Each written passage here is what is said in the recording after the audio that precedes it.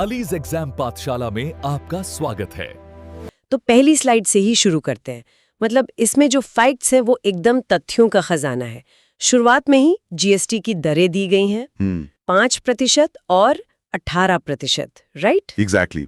और लग्जरी सामानों पर ये 40% तक जाती हैं और साथ ही 12 और 28% के स्लैब को खत्म करने की बात भी लिखी है। मतलब अर्थव्यवस्था से सीधे शुरुआत। और तुरंत इसके बाद डिस्कवरी ऑफ इंडिया किताब का जिक्र है जो जवाहरलाल नेहरू ने लिखी थी। फिर आती है पुलिस स्मृति दिवस की तारीख 21 अक्टूबर। एकदम अलग अलग विषय एक ही जगह पर। बिल्कुल।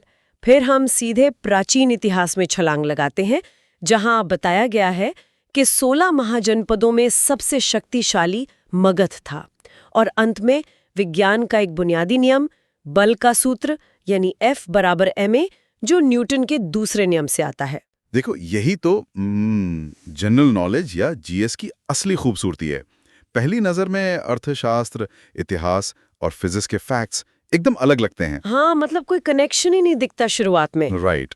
लेकिन एक मजबूत और जागरूक नागरिक की नींव ऐसे ही बनती है। जब आप समाज को समझना चाहते हैं तो आपको उसके टैक्स स्ट्रक्चर, उसके इतिहास और दुनिया को चलाने वाले भौतिक नियमों का समग्र ज्ञान होना चाहिए। क्या बात है। मतलब न्यूटन का नियम हमें बताता है कि चीजें कैसे चलती हैं और मगध का इतिहास हमें बताता है कि सत्ता कैसे काम करती है। एग्जैक्टली।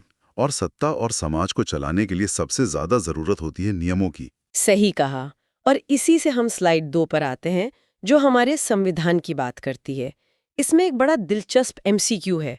प्रश्न है, कानून बनाने की निर्धारित प्रक्रिया किसके संविधान द्वारा प्रभावित है?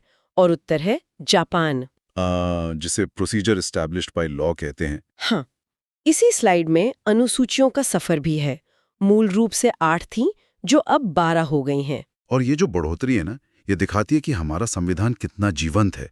मतलब नवी अनुसूची 1951 में पहले संशोधन से आई, भूवि सुधार के लिए। ताकि जमींदारी प्रथा खत्म हो सके, राइट? बिल्कुल। फिर 10वीं अनुसूची 52वें संशोधन से आई, जो दल बदल विरोधी कानून से जुड़ी है। 11वीं 73वें संशोधन से आई, पंचायती राज के लिए, जिसे 24 अप्रैल को मनाते हैं। और 12वीं नगर निकायों के लिए 74वें संशोधन से। एकदम सही। लेकिन यार इस PDF में आगे संविधान के स्रोतों की एक बहुत लंबी लिस्ट है। मतलब देखकर लगता है जैसे हमने पूरी दुनिया से ही चीजें उठा ली हैं। ब्रिटेन से संसदीय प्रणाली ले ली, दक्षिण अफ्रीका से संशोधन और राज्यसभा चुनाव का तरीका ले लिया, जर्मनी से आपातकाल भी लिया है। हाँ राइट। USA से मूल अधिकार ले लिए, आयरलैंड से DPSP और राज्यसभा में 12 सदस्यों का मनोनयन लिया, और तो और रूस से मौलिक कर्तव्य, पंचवर्षीय योजना और प्रस्तावना में जो 3 प्रकार के न्याय हैं वो लिए गए हैं। और प्रस्तावना पर मुंशी जी ने इसे राजनीतिक कुंजी कहा और भार्गव जी ने संविधान की आत्मा। हाँ, पर मेरा एक सवाल है यहाँ।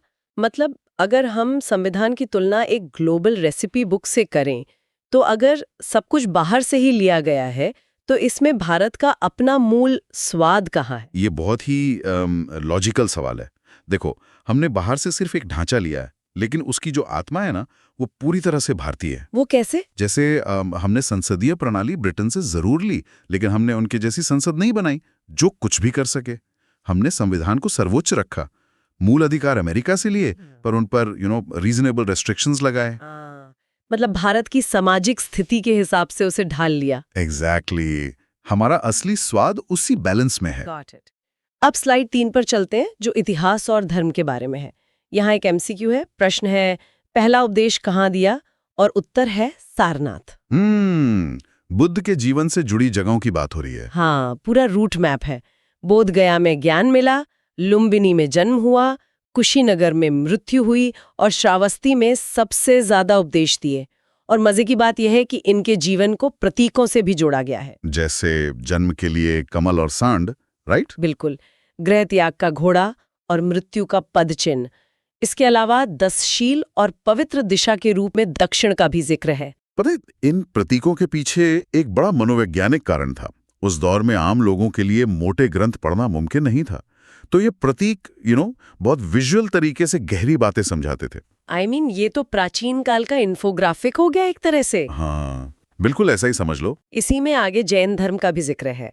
एक MCQ पूछा गया है। प्रश्न है, गच्छा नामक संगठन किस धर्म से संबंधित है? और उत्तर है जैन धर्म। गच्छा का कॉन्सेप्ट काफी गहरा है। यहाँ जैन तीर्थंकरों की लिस्ट भी है। पहले ऋषभदेव, दूसरे अजीतनाथ, 22वें अरिष्टनेमी, 23वें पार्श्वनाथ और 24वें महावीर स्वामी। महावीर स्वामी का जन्म 540 ईसा पूर्व और मृत्यु 468 ईसा पूर्व बताई गई है। राइट। पर यार मुझे एक बात खटक रही है, मतलब जैन और बौद्ध दोनों ने अहिंसा पर जोर दिया, फिर ये गच्छा जैसे संगठनों ने उनके काम करने के तरीके को अलग कैसे कर दिया? देखो, दर्शन और प्रशासन, इन दोनों के बीच का अंतर ही इसका जवाब है। गच्छा मूल रूप से जैन सन्यासियों के अलग अलग समूह थे।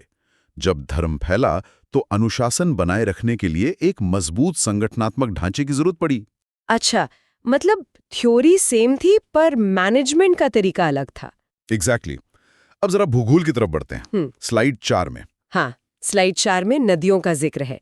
एक एमसीक्यू है, प्रश्न है, यमुना की सहायक नदी कौन सी नहीं है? और उत्तर है कल्याणी। मतलब केन, बेतवा और चंबल यमुना की सहायक नदियां हैं। राइट। और ये भी बताया है कि गंगा की सबसे लंबी सहायक नदी यमुना ही है, 1376 किलोमीटर। इसके किनारे दिल्ली, आगरा, मथुरा और इटावा जैसे शहर बसे हैं। ये नदियां सिर्फ पानी नहीं देती, ये हमारे ऐतिहासिक और औद्योगिक केंद्र रहे हैं हमेशा से। बिल्कुल। और सीमाओं पर भी एक एमसीक्यू है। प्रश्न है, कौन सा राज्य चीन से सीमा साझा नहीं करता? उत्तर है यूपी। हाँ, क्योंकि चीन की सीमा लद्दाख, हिमाचल, उत्तराखंड, सिक्किम और अरुणाचल से लगती है। और पाकिस्तान की लद्दाख, जम्मू कश्मीर, पंजाब, राजस्थान और गुजरात से। और अफगानिस्तान की सीमा केवल लद्दाख से, जो पीओके वाला हिस्सा है। राइट। और इसमें पहाड़ों का भी जिक्र है ना? हाँ। एक बड़ा मजेदार एमसीक्यू है। प्रश्न है, ब्लू माउंटेन किसे कहते हैं? उत्तर है नीलगिरी। ये पश्चिमी और पूर्वी घाट का मिलन बिंदु है। एग्जैक्टली। इसकी सबसे ऊंची चोटी डोडा बेट्टा है। ये कर्नाटक, केरला और तमिलनाडु में फैला है और यहाँ टोडा जनजाति रहती है। और एक फन फैक्ट, माउंट एवरेस्ट का पुराना नाम पीक 15 था। हाँ, पीक 15 से एवरेस्ट तक का सफर 19वीं सदी के ब्रिटिश सर्वेक्षकों की मेहनत दिखाता है। अब स्लाइड 5 पर आते हैं, जो सीधे अंतरिक्ष में ले जाती है। मतलब पहाड़ों से सीधे स्पेस में जंप। यहाँ एमसीक्यू है। प्रश्न है, किस ग्रह की वलय या रिंग प्रणाली सबसे विस्तृत है? और उत्तर है शनि यानी सैटर्न। शनि गैसों का गोला है और इसका उपग्रह टाइटन बहुत फेमस है। बिल्कुल। और बृहस्पति सबसे बड़ा है, जिसके उपग्रह गैलीलियो ने खोजे थे। पृथ्वी नीला ग्रह है, शुक्र सबसे चमकीला भोर का तारा है, मंगल लाल है और बुध सबसे छोटा है। सारे ग्रहों की बेसिक जानकारी कवर हो गई। पर यार, ये बृहस्पति इतना बड़ा है, तो क्या इसके आकार का सीधा असर इसके उपग्रहों की संख्या पर पड़ता है? बिल्कुल। ये पूरा गुरुत्वाकर्षण का खेल है। बृहस्पति का मास इतना ज्यादा है कि जो भी पिंड उसके पास से गुजरता है वो उसे खींच लेता है और वो उसका उपग्रह बन जाता है। ओहो, मतलब size does matter in space. Exactly. चलिए वापस जमीन पर आते हैं, स्लाइड 6 पर। यहाँ यूपी के प्रशासन की बात है। पुलिस का पदानुक्रम दिया है। सबसे ऊपर डीजीपी, फिर 8 जोन, 18 रेंज और फिर 75 जिले। 68 में जिला पुलिस है और 7 में कमिश्नरी और 11 ट्रेनिंग सेंटर हैं। ये पूरा स्ट्रक्चर एकदम किसी बड़ी कॉर्पोरेट कंपनी के पिरामिड जैसा है, जहां ऊपर से नीचे तक कमांड जाती है। हाँ, मैंने भी यही सोचा। और इतने बड़े राज्य में उत्सव भी बड़े होते हैं, जैसे लठमार होली जो बरसाना में होती है, जन्माष्टमी वृंदावन में, आयुर्वेद महोत्सव झांसी में, गंगा महोत्सव वाराणसी में, नौचंदी मेरठ में और ताज और बटेश्वर मेला आगरा में। और यहाँ की इकोनॉमी को बूस्ट करता है ओडीओपी, यानी वन डिस्ट्रिक्ट वन प्रोडक्ट। बिल्कुल। 24 जनवरी 2018 को शुरू हुआ। 75 उत्पाद हैं, जिनमें से 44 को जीआई टैग मिला है, जैसे कानपुर का सूती वस्त्र, आगरा का चमड़ा, अलीगढ़ का ताला, गोरखपुर का टेराकोटा, हाथरस की हींग और कन्नौज का इत्र। ये लोकल चीजों को ग्लोबल बनाने का एकदम मास्टर स्ट्रोक है। सही कहा। अब स्लाइड 7 की तकनीक पर आते हैं। एमसीक्यू है। प्रश्न है, वेरिफाइड अकाउंट क्या दर्शाता है? उत्तर है, खाता एक सार्वजनिक व्यक्ति या संगठन से संबंधित और प्रमाणित है। ब्लू टिक वाली बात हो रही है। हाँ, और कुछ फुल फॉर्म्स भी हैं, HTML, hypertext markup language, HTTP, USB, wifi, URL और www। और फिर GST की बात है, 4 प्रकार है, CGST, SGST, IGST और UTGST। और जीएसटी नंबर 15 अंकों का होता है, राइट? हाँ, यही तो मैं पूछने वाला था। मतलब 15 अंकों की इतनी जटिलता क्यों रखी गई है? क्या तकनीकी कारण है इसका? ये जटिलता नहीं है, एक सुरक्षा चक्र है। हाँ। शुरू के 2 अंक राज्य का कोड होते हैं, हाँ। अगले 10 अंक पैन कार्ड होते हैं। हाँ। और जो 15वां अंक है ना, हाँ। वो एक चेकसम होता है। चेकसम मतलब ये एक मैथमेटिकल फॉर्मूला है जो कंप्यूटर को बता देता है कि नंबर असली है या टाइपिंग मिस्टेक हुई है। ये फ्रॉड रोकने का बेहतरीन तरीका है। अरे वाह, ये तो बहुत स्मार्ट सिस्टम है। बिल्कुल। अब स्लाइड 8 पर चलते हैं। मानवाधिकार और सुरक्षा। NHRC यानी राष्ट्रीय मानवाधिकार आयोग की स्थापना 12 अक्टूबर 1993 को हुई। राष्ट्रपति नियुक्ति करते हैं 3 वर्ष या 70 वर्ष आयु तक, और सुप्रीम कोर्ट जज की जांच के बाद ही इन्हें हटाया जा सकता है। मतलब काफी इंडिपेंडेंट बॉडी है। हाँ, एक MCQ भी है। प्रश्न है, अंधेरे को कोसने की बजाय मोमबत्ती जलाना, ये किससे संबंधित है? उत्तर है एमनेस्टी इंटरनेशनल। जिसकी स्थापना 1961 में लंदन में हुई थी। ये मानवाधिकारों के लिए एक वॉचडॉग का काम करते हैं। राइट। फिर सुरक्षा कानूनों में JNK PSA का जिक्र है। 1978 में शेख अब्दुल्ला ने लागू किया, और विडंबना देखिए कि 2019 में फारूक अब्दुल्ला पर ही लग गया। इतिहास कैसे खुद को दोहराता है। ये उसका बड़ा उदाहरण है। सच में। पर्यावरण के लिए NGT 2010 में बना, और एक MCQ है। प्रश्न है, ओजोन परत संरक्षण किससे संबंधित है? उत्तर है मॉन्ट्रियल प्रोटोकॉल, 16 सितंबर 1987। ये दुनिया की सबसे सफल पर्यावरण संधियों में से एक है, जिसने ओजोन डिप्लीशन को रोका। बिल्कुल। अब स्लाइड 9 में राष्ट्रीय और वित्तीय सुरक्षा है। ITBP 1962 में बनी, चीन सीमा के लिए। SPG 1985 में बनी, बीरबलनाथ समिति की सिफारिश पर। यार, इसमें लिखा है कि SPG केवल वर्तमान PM के लिए है। हाँ, ये काफी लोगों को चौंकाता है। मुझे तो लगता था पूर्व प्रधानमंत्रियों को भी मिलती है उम्र भर, और पुलिस पदक के लिए कम से कम 18 साल की सेवा चाहिए। देखो, SPG एक्ट में संशोधन करके इसे सिर्फ वर्तमान PM तक सीमित किया गया, ताकि एलीट फोर्स का सही इस्तेमाल हो। बाकी पूर्व PM को थ्रेट के हिसाब से Z+ वगैरह मिलती है। अच्छा, ये भी लॉजिकल है। और इकोनॉमी की बात करें तो एक MCQ है। प्रश्न है, FDI को नियंत्रित कौन करता है? उत्तर है RBI और वाणिज्य मंत्रालय का DPIIT। Foreign direct investment. हाँ, विश्व निवेश रिपोर्ट अंकटाड निकालता है, जिसमें भारत 15वीं रैंक पर है। सबसे ज्यादा पैसा सिंगापुर से आता है और महाराष्ट्र को मिलता है। पर ये RBI और DPIIT साथ में काम कैसे करते हैं? इसे ऐसे समझो, DPIIT नियम बनाता है कि कौन सी विदेशी कंपनी कितना पैसा लगा सकती है। ये गेम के रूल्स तय करता है। और RBI कैशियर है, वो देखता है कि पैसा सही रास्ते से आ रहा है या नहीं। ओहो, मतलब एक रूल मेकर और एक वॉचमैन। क्या बात है। एग्जैक्टली। अब अर्थव्यवस्था से निकलकर स्लाइड 10 में कृषि पर आते हैं। MCQ है। प्रश्न है, खरीफ की फसल कौन सी नहीं है? उत्तर है गेहूं, क्योंकि ये रबी की फसल है। हाँ, रबी सर्दियों की फसल होती है। राइट। इसमें तीनों सीजन का जिक्र है। रबी की बुआई अक्टूबर-नवंबर में होती है। गेहूं, चना, आलू इसमें आते हैं। जायद मार्च-अप्रैल में बोई जाती है, जिसमें तरबूज और खीरा होते हैं।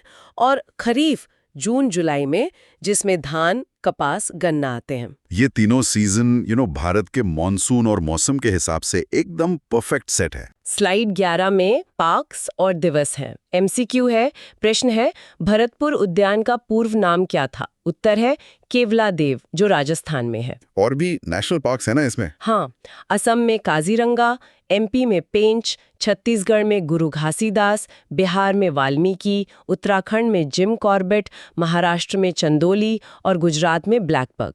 ये हमारी इकोलॉजी के लिए बहुत इंपॉर्टेंट है। बिल्कुल। और कुछ दिवस भी हैं। 3 मार्च को वन्य जीव, 8 मार्च को महिला, 14 मार्च को पाई दिवस। और एक MCQ है कि विश्व उपभोक्ता अधिकार दिवस कब होता है? उत्तर है 15 मार्च। और 22 मार्च को विश्व जल दिवस। ये सब डेट्स बहुत जरूरी हैं, याद रखना। अब स्लाइड 12 पर आते हैं, जहां महान लोगों की बात है। एक MCQ है। प्रश्न है 100वें जन्मदिन पर भारत रत्न पाने वाले समाज सुधारक कौन थे? उत्तर है धोंडो केशव कर्वे। DK कर्वे साहब। हाँ, और एम विश्वेश्वरैया, गोविंद वल्लभ पंत और डॉक्टर बिधान चंद्र रॉय का भी जिक्र है, जिनकी याद में 1 जुलाई को डॉक्टर दिवस होता है। पर यार 100 साल की उम्र में भारत रत्न मिलना, ये क्या दर्शाता है? ये दिखाता है कि समाज सुधार कोई एक दिन का काम नहीं है। उन्होंने महिला शिक्षा के लिए अपनी पूरी जिंदगी लगा दी। ये एक लंबा संघर्ष था। सही बात है, और इसी संघर्ष की कहानी किताबों में है, जिनका जिक्र भी यहाँ है। राजेंद्र प्रसाद की इंडिया डिवाइडेड, सुभाष चंद्र बोस की the Indian struggle, LK Advani की माई कंट्री माई लाइफ भी है। हाँ, और अरविंद घोष की लाइफ डिवाइन, भगत सिंह की मैं नास्तिक क्यों हूँ, दादा भाई नौरोजी की पॉवर्टी वाली किताब और गांधी जी की माई एक्सपेरिमेंट्स विद ट्रूथ और यंग इंडिया। ये किताबें हमारे आधुनिक इतिहास को समझने की चाबी हैं एकदम। बिल्कुल। और आधुनिक भारत से हम स्लाइड 13 पर आते हैं, अर्थव्यवस्था और शहरीकरण। MCQ है, प्रश्न है, शहरी जनसंख्या में वृद्धि को क्या कहते हैं? उत्तर है शहरीकरण। सबसे ज्यादा शहरीकरण गोवा में है, 60% से ज्यादा, और सबसे कम हिमाचल में। राइट। एक और MCQ है, प्रश्न है, विमुद्रीकरण के बाद कौन सा अभियान चला? उत्तर है स्वच्छ धन अभियान, जो 2017 में चला था। डिमोनेटाइजेशन के तुरंत बाद। हाँ, और एक और MCQ प्रश्न है, भारतीय महिला बैंक का विलय 2017 में किसके साथ हुआ? उत्तर है SBI। SBI का पूरा इतिहास है। 1921 में इंपीरियल बैंक था, 1955 में राष्ट्रीयकरण हुआ, और अभी चेयरमैन चला श्रीनिवासुलु शेट्टी हैं। एग्जैक्टली। कुछ ट्रेनें भी दी हैं, पाकिस्तान के लिए समझौता और थार, और बांग्लादेश के लिए मैत्री, मिताली और बंधन। ये ट्रेनें सिर्फ ट्रांसपोर्ट नहीं है, ये देशों के बीच कूटनीति का हिस्सा होती हैं। हाँ, अब फाइनली स्लाइड 14 पर आते हैं, जो एकदम मिसलेनियस फैक्ट से भरी है। राजधानियां दी हैं, जर्मनी की बर्लिन, नाइजीरिया की अबूजा, स्पेन की मैड्रिड, फ्रांस की पेरिस, रूस की मॉस्को, स्वीडन की स्टॉकहोम और ऑस्ट्रेलिया की कैनबरा। ग्लोबल अवेयरनेस के लिए ये सब जानना बहुत जरूरी है। और फिर नेशनल स्पोर्ट्स का जिक्र है, USA का बेसबॉल, फ्रांस का फुटबॉल, नेपाल का वॉलीबॉल, भूटान की तीरंदाजी, बांग्लादेश की कबड्डी। पर पता है सबसे हैरान करने वाली बात क्या है? क्या? भारत का कोई आधिकारिक राष्ट्रीय खेल ही नहीं है। मतलब हम क्रिकेट के इतने दीवाने हैं, हॉकी को नेशनल मानते आए हैं, पर ऑफिशियली कुछ है ही नहीं। क्या ये इतनी विविधता वाले देश के लिए समझदारी है? देखा जाए तो हाँ, ये बहुत समावेशी अप्रोच है। सरकार हर खेल को बढ़ावा देना चाहती है। किसी एक खेल को चुनना शायद बाकी खेलों के साथ अन्याय होता। ये नजरिया भी सही है। और इसके अंत में विज्ञान के फैक्ट्स हैं। पशु कोशिका में कोशिका भित्ति नहीं होती। रॉबर्ट ब्राउन ने केंद्रक खोजा। लिथियम सबसे हल्की धातु है, हाइड्रोजन सबसे हल्की अधातु और ऑस्मियम सबसे भारी तत्व। मतलब साइंस भी पूरा कवर कर लिया। हाँ, और शहरों के उपनाम भी हैं, सिलिकॉन वैली बेंगलुरु, स्वर्ण मंदिर अमृतसर, पूर्व का रोम मंगलौर और पूर्व का वेनिस कोच्चि। और एकदम आखिर में महत्वपूर्ण नियुक्तियां दी गई हैं। राइट। सेबी की पहली महिला अध्यक्ष माधवी पुरी बुच है और सुप्रीम कोर्ट के 53वें CJI जस्टिस सूर्यकांत है। तो अगर हम पूरे सेशन को देखें तो हमने कोशिका से लेकर सुप्रीम कोर्ट तक और इतिहास से लेकर स्पेस तक सब कुछ एक ही मास्टर क्लास में कवर कर लिया। सच में यार, हमने इस PDF की सभी स्लाइड्स को वर्ड टू वर्ड सीक्वेंस में डिकोड किया है। यूपी के इत्र से लेकर सैटर्न के छल्लों तक का सफर तय कर लिया। यही तो GS की ताकत है। जब आप कड़ियों को जोड़ना सीख जाते हैं तो रटने की जरूरत नहीं पड़ती। एकदम सही बात है। तो श्रोताओं, जाने से पहले एक विचारणीय प्रश्न छोड़ता हूं। जरा सोचिए, आज जो हम ODOP में हाथरस की हींग या कन्नौज का इत्र पढ़ रहे हैं, क्या भविष्य में यही लोकल उत्पाद भारत के किसी ग्लोबल स्पेस मिशन का हिस्सा बन सकते हैं? क्या हमारे अंतरिक्ष यात्री ने अपने साथ ले जाएंगे? ज्ञान की कड़ियां आपस में ऐसे ही जुड़ती हैं। जय हिंद, जय भारत।